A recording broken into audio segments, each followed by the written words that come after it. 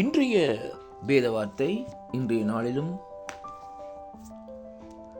3ஆம் தேதி ஜனவரி மாதம் 2026ஆம் ஆண்டு இந்த நாளிலும் நாங்கள் வேத தியானத்திற்கு எடுத்துக்கொண்ட பகுதி கலாத்தியரின் புத்தகம் 6வது அதிகாரம் 7வது 8வது வசனம்.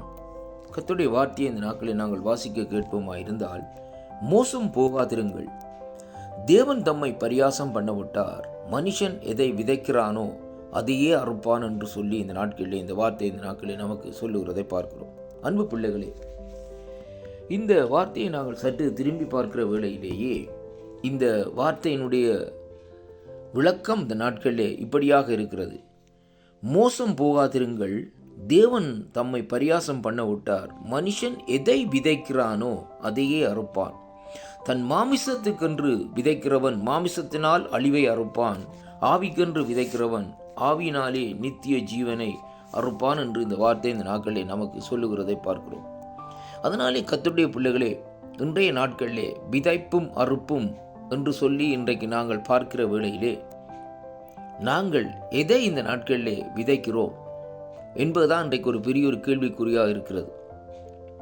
இன்றைக்கு அநேக மனுஷர் இந்த நாட்களிலே பார்க்கிற வேளையிலே மாமிசத்துக்குரிய காரியங்களுக்காக, மாமிசத்துக்குரிய செயல்களுக்காக இந்த நாட்களிலே அவர்கள் விதைக்கிறதை இங்கே காணக்கூடியதாக இருக்கிறது. ஆவிக்குரியவர்கள் என்று இந்த நாட்களிலே அழைக்கப்பட்டாலும், ஆவிக்குரியவர்கள் என்று இந்த நாட்களிலே சொல்லப்பட்டாலும், அவர்களுடைய வாழ்க்கையினுடைய காரியங்களை பார்க்கிற வேளையிலே அது மாமிசத்துக்குரிய காரியமாக இந்த நாட்களிலே இருக்கிறது என்பதை இன்றைக்கு நாங்கள் பார்க்கிறோம்.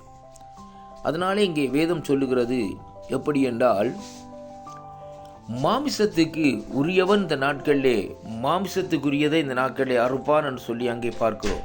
அதனாலே தான் இங்கே வேதம் சொல்லுகிறது எப்படி என்றால், மாமிசத்துக்கென்று விதைக்கிறவன் மாமிசத்தினாலேயே அழிவை காணுவான் என்று சொல்லி அங்கே பார்க்கிறோம்.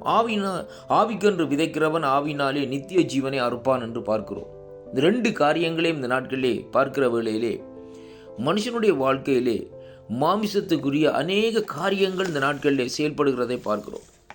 ஆவிக்குரிய காரியங்களை இந்த நாட்களிலே பார்க்கிற வேளையிலே குறைந்த வீதமாக இந்த நாட்களில் இருக்கிறது.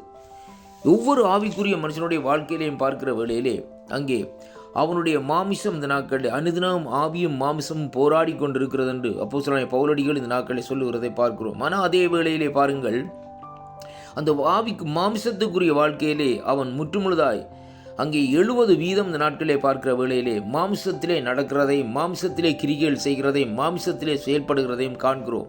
அருமையான அன்பு பிள்ளைகளே, ஆனால் ஆவினாலே நடாத்தப்படுகிறவர்களுக்கு ஆக்கின தீர்ப்பு இல்லை என்று சொல்லி ரோமர்கள் நிருபத்திலே இந்த நாட்களிலே நாங்கள் 8வது அதிகாரத்திலே பார்க்கிறோம். ஆனாலும் இன்றைக்கு ஆவிக்குரிய வாழ்க்கையிலே இந்த நாட்களிலே வாழ்வது இந்த நாட்களிலே சற்று அரிதாகவும் இந்த நாட்களிலே இருக்கிறதை இங்கே காணக்கூடியதாக இருக்கிறது.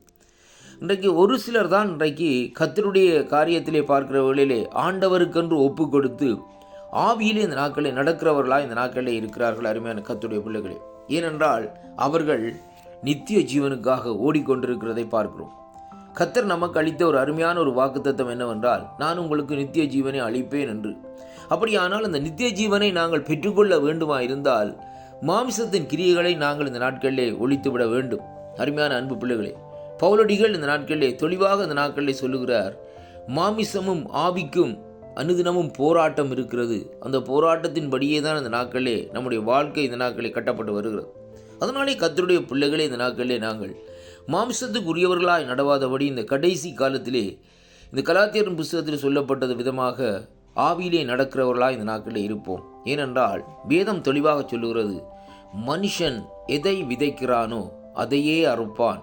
தன் மாமிசத்துக்கென்று விதைக்கிறவன் தன் மாமிசத்தினால் அழிவை அறுப்பான், ஆவிக்கென்று விதைக்கிறவன் ஆவினாலே நித்திய ஜீவனை அறுப்பான் என்று சொல்லி இந்த நாட்களிலே பார்க்கிறோம். அன்பு பிள்ளைகளே, நித்திய ஜீவனை நாங்கள் இன்றைக்கு கண்டுகொள்ளவில்லை. காணப்படாத காரியமாக இந்த நாட்களில் இருக்கிறது. ஆனால் மாமிசத்தின் கிரியைகளை அனுதினம் இந்த நாட்களில் நாங்கள் சந்திக்கிறோம். அனுதினம் இந்த மாமிசத்தின் கிரியைகளுக்குள்ளே இந்த நாட்களில் நடந்து வருகிறோம். ஆனாலும் நித்திய ஜீவனை இந்த நாட்களில் அது காணப்படாதவைகளாக மறைக்கப்பட்ட காரியமாக இந்த நாட்களில் இருக்கிறது. அதனாலே அருமையான அன்பு பிள்ளைகளே, அங்கே நாங்கள் ஆவிக்குரியவர்களாக இந்த நாட்களில் நடப்போமா இருந்தால் வேதம் சொல்லுகிறபடி இந்த நாட்களிலே வேதத்தின்படி இந்த நாட்களிலே நித்திய ஜீவனை நாங்கள் அங்கே அறுக்கிறவர்களாக இருப்போம். அருமையான அன்பு பிள்ளைகளே, அதனாலே இன்றைய நாட்களில் நாங்கள் தீர்மானத்தை எடுப்போம். இந்த கலாத்தியர் 6:7-8 சொல்லப்பட்ட பிரகாரம் நாங்கள் ஆவிக்குரியவர்களாய் நடக்க நாங்கள் பழக்கி கொள்ளப்படுவோம். அப்பொழுது தேவன் நமக்கு ஒரு நித்திய ஜீவனை தருவார் என்றொரு விசுவாசம் நமக்குள்ளே உருவாகும் என்பதை அங்கே காணக்கூடியதாக இருக்கிறது. அதனாலே நல்ல போராட்டத்தை போராடுவோம். கர்த்தரண்டையிலே சீரர்களாய் ஆவிக்குரியவர்களாய் நடப்போம். கர்த்தர் தாமே உங்களை ஆசீர்வதிப்பாராக. ஆமென்.